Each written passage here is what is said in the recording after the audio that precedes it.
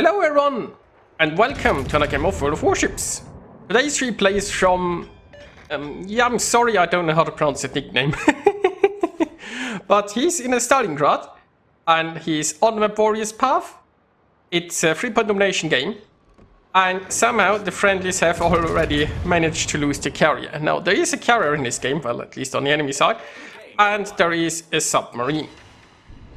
Now, he came here to the sea cap, used his radar. Unfortunately, Benson survived. But it's spotted again, and this time it's probably not getting away. At least hopefully. Now, the friendly He's Young got the Benson. That's a bit of good news. The bad news is the enemy team is taking 2 of the 3 caps currently. And yeah, losing the friendly carrier so early on is going to be a problem. Most likely. For now, our Stalingrad here is positioned in a way that he can retreat if needed, and he can still use all of his guns to shoot the Shikishima over there. He is even currently in concealment. Of course, we will see if that lasts or not. The carrier could always spot him, but the carrier is busy on the other side. On the other side, we have a Vermont charging into the camp, which is weird. There is a Groningen though, and a Groningen cannot torpedo. So in this case, the Vermont is not in any threat of getting warp rush. The problem is just that there are quite a few other ships there, and the Vermont will be focused down pretty heavily there. And he doesn't seem to have that much backup. Meanwhile, around here we still have the Shikishima that is not doing much. There is another lovely fire. So maybe the friendlies can burn that down. Now, while the Vermont is going more and more aggressive, the other ships, the Asuma, the Iowa, the Set, even the Sub, they've all abandoned it. It is one of the curses of playing, I suppose, more aggressively. It's like, sometimes it feels like the more you push, the more your allies are just gonna run away. Yeah. At least the Shikishima is once again on fire. Now Stalingrad has to be careful, he's a bit broadside, while the Stalingrad is a very tanky ship. Still don't want to be broadside if possible, and I suppose he has the same thought course here, he's already turning. Well done, Commander. Now, the Shikishima is slowly being burned down, but you know, if you burn it down with like 1 fire at a time, it will take a while. Because in between it's obviously gonna heal. And oh, speaking of burning, there is also a Johann. That's damage con. The Johann seems a much squishier target. The friendly battleships might be able to deal with that. Like the Yamato and the Zetan aren't going to be sinking a Shikishima at that range very quickly. At least they are going forward. Now the friendly team also needs to consider trying something at B. The Vermont in A was sunk, unsurprisingly, but the set actually came back to help and they got the Groningen, so at least something good came out of this. Now ship-wise, both teams are equal. Cap-wise, it's not that bad, since the friendlies hold C, the enemy's B, and A is yet to be taken, although that's what the enemy is currently doing, and it looks like we've just lost the set. That's a shame. So our Stalingrad is now making its way towards B. The Shikishima isn't doing much there. As long as it stays that far back. That's always the problem if you have like the single ship that's reasonably tanky kiting away. Well, I mean, it's... I think it was just reversing. If you ignore a ship like that, then you have it in your back and it will return. And if you try to hunt it down, it just wastes so much time. Now the Shikishima seems to be going forward again, and that should allow the Yamato and the Zetan to deal with it. I mean, the Shikishima was already slightly wounded. Now it's going into secondary range of its Aetam, and with the Yamato as backup, especially since the Shikishima now turns broadside, they should be able to deal with it easily. Meanwhile, here in the center, there is going to be a lot of action. We do potentially have an enemy sub around. We have the Iowa pushing in rather aggressively. We have the Vincent sort of counter-pushing. The friendly sub that could deal with the Iowa. But since it's a sub, it probably won't. It's using submarine surveillance and the enemy sub isn't here. Well, I guess that's important information at least. Now, of course, there are 3 ships coming in from A that will probably push B and unfortunately create some crossfires. We've got some fish going for the Iowa. Hard to see if they're going to hit or not. Yeah, I'm afraid that Iowa will survive for now. Ship-wise, this is getting more and more desperate. It actually, the Shikishima that went broadside in front of, you know, the friendlies, seemed to survive. The Yamato is now abandoning this and running away, and the Aetam has fallen. That's not the outcome that should have happened. Our Stalingrad here is using some radar to give us more information. The Iowa is coming around here. The Vincent is hopefully prepared. Meanwhile, our Stalingrad is going to look into dealing with the Napoli, but unfortunately there is fish and... Ow. That's bad. So the reason he didn't outright charge Napoli was most likely because fish is an issue. Also, there are quite a few ships here coming from A, so he's trying to get away there. But the fish were... fishes were already coming. Oh, the sub's over there. Okay. Well, good thing it's a Stalingrad, so you know, it's not like you need that many hit points, right? Just trust in your Russian armor. Now he's undetected, which means he can be broadside to the Hawk without a worry. The Hawk, on the other hand, yep. Who is the battleship now? Okay, he was undetected, unfortunately. The Moskva is stopping that, but maybe he can deal with the Hawk before it can actually fire its guns. And yes, he can. Now, the Moskva would be an issue if it was paying any attention, but the Moskva is shooting somebody else. So there is that.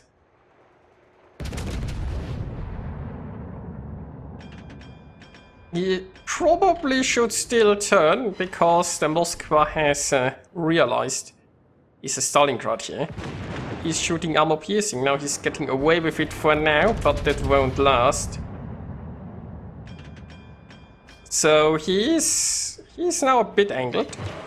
But honestly, I wouldn't trust that angle. I would angle quite a bit more here myself. Now he's going for explosive, since the Moskva is nose in. And he gets rewarded with a nice little fire. Meanwhile, the friendlies are taking B, so that's good. Like, the friendlies don't really want to be pushing into the enemies right now. They are a ship behind. Ideally, they can now hold the 2 camps and have the enemies come one by one. Now, a Mecklenburg pushing in here into a destroyer, that could end very well for the friendlies. The friendly sub is... well, I have absolutely no idea what that's doing. But it's a sub, so no expectations whatsoever. The friendly Yamato, yeah, it's using a range plane, that tells you a lot.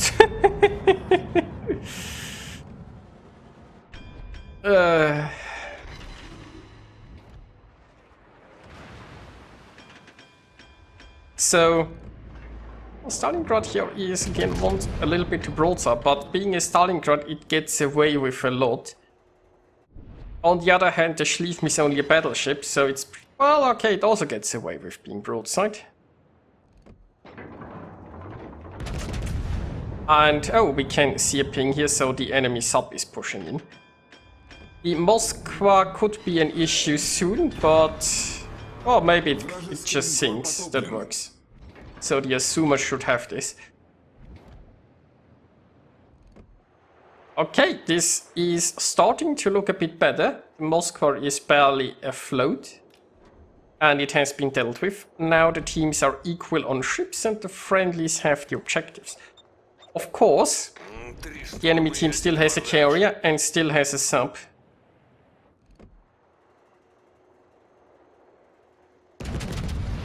And it looks like that sub is currently taking the cap.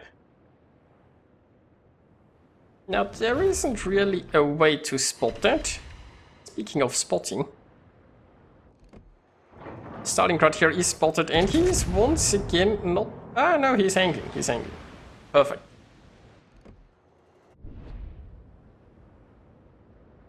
Now the friendly Shikishima after that happened this game is still relatively healthy. So Mecklenburg is behind an island, which means he's switching, Stalingrad is switching over to the Shikishima. I'm quite a bit surprised that we haven't seen any pings yet. The submarine is obviously the one camping, right? And Stalingrad here is spotted. So the submarine could be trying to engage here. And no, it's really just sitting here not doing anything.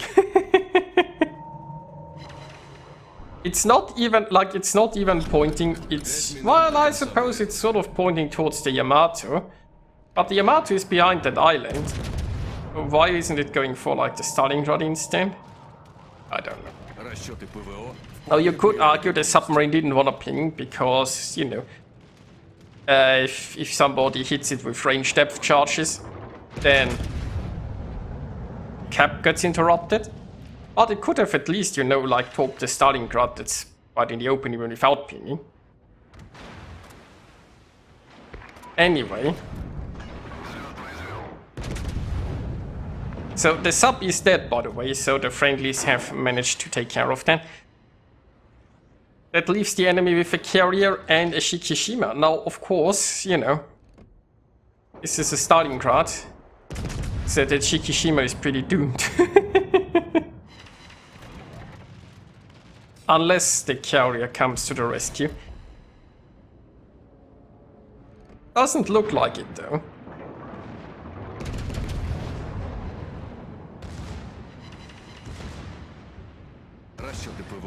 Okay, secondaries start opening up. Yeah.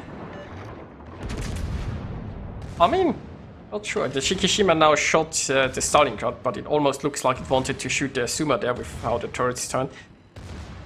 Doesn't really matter, I suppose. It's going down. The Asuma is now behind an island, and Shikishima is dead, and there is an arsonist.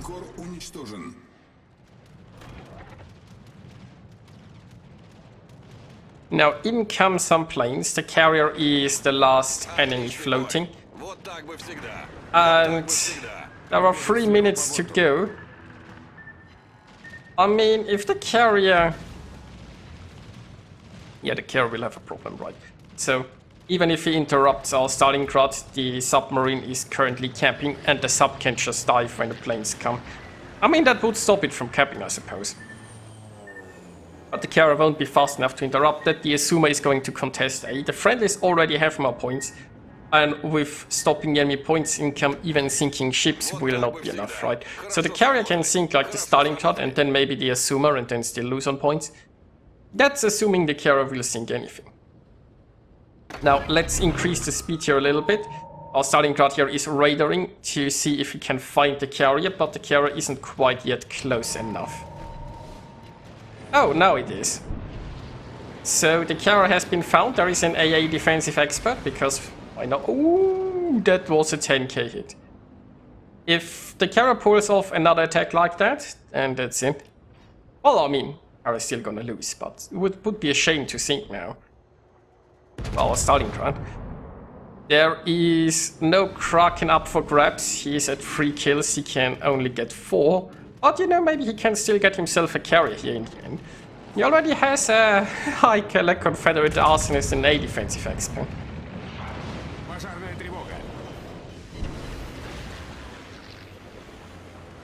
So, no citadels here, which is a shame. But the carrier is going down quite nicely. So at this point... Oh! That was a very effective salvo. At this point, Stalingrad has decided he's just gonna go throw caution into the wind and use all of his guns. I mean, he's gonna eat a top here, but... Oh, is that Russian balance that triggered? Yes, that's Russian balance. And can he get the carrier finally? No, still alive. Carrier just won't sink. It's 30 seconds left. Okay, 17 hit points. Yeah, this time he gets it. So, here we are with the results, and that was very well done. 3,391 base experience. Oh yeah, that's a lot of experience. Unfortunately, not quite a Kraken, but still nicely done. And obviously he carried this game quite a bit here. So yeah, I hope you guys enjoyed watching this, and I'll see you next time.